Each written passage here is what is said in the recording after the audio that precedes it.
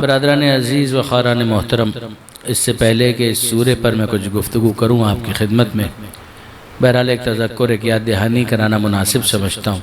کہ حالات ظاہر ہے کہ بہت تشویشناک ہیں۔ سیلاب کی وجہ سے جو متاثرین ہیں ان کی تعداد بہت زیادہ ہے، شاید ہمارے تصورات سے بھی زیادہ ہے۔ جو سوشل میڈیا کے ذریعے سے خبریں پہنچ رہی ہیں وہ بھی،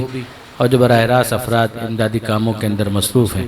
ان سب کے ذریعے سے جو اطلاعات حاصل ہو رہی ہیں وہ یقیناً بہت زیادہ روح فرسا ہیں،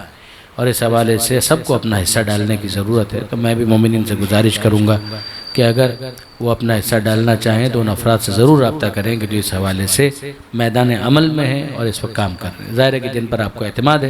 آپ ان پر اعتماد کرتے ہوئے اپنے کنٹریبیوشنز اور اپنے ڈونیشنز ان کو دے سکتے ہیں۔ اور اس سلسلے میں جو خاص طور پر آیت اللہ العظمیٰ آغا سیستانی اور آیت اللہ خامنائی مراجع کرام کے جو فتاویٰ آپ تک پہنچے ہیں وہ بھی بالکل مصدقہ ہیں۔ یعنی آپ جانتے ہیں کہ جو خمس کا مسئلہ ہے اس کے اندر انسان اپنی بچت پر خمس نکالنے کا پابند ہوتا ہے، تو جو 20% خمس نکالا جاتا ہے اس کا آدھا حصہ سہم سادات کہلاتا ہے، تو وہ تو ظاہر ہے کہ سادات سے مخصوص ہے۔ اس میں آغا سیستانی اس بات کی اجازت دیتے ہیں کہ اگر ایک انسان خود سے ہی معیار کے اوپر پورے اترنے والے سادات کرام کو جو مستحقین ہیں دے دیں تو اس کی وہ ویسے ہی اجازت دیتے ہیں۔ البتہ آیت اللہ خامنائی کا مسئلہ اس کے اندر بھی یہ ہے کہ وہ اجازت کے بعد ہی تصرف کی گنجائش کو اعلان فرماتے ہیں۔ جہاں تک سہم امام کا تعلق ہے، جو آدھا بنتا ہے سہم امام خمس کا، اس کے بارے میں آیت اللہ سیستانی نے یہ فرمایا ہے کہ ظاہر ہے کہ وہ مرجع کی اجازت سے خرچ کیا جاتا ہے، لیکن یہ کہ ان حالات کے اندر انہوں نے سب کو اس بات کی اجازت دی ہے کہ 2/3 سہم امام وہ متاثرین کے لیے جو مومنین ہیں ان کے لیے خرچ کر سکتے ہیں، یعنی پوچھنے کی ضرورت اس میں نہیں ہے۔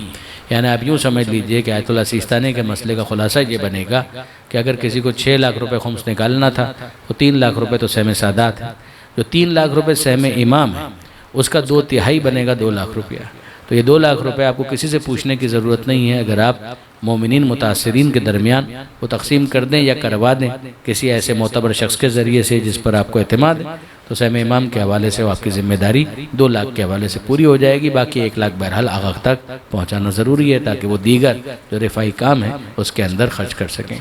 جو آیت اللہ خامنائی ہیں ان کی طرف سے سہم امام میں نصف کی اجازت ہے، یعنی انہوں نے بھی یہ کہا ہے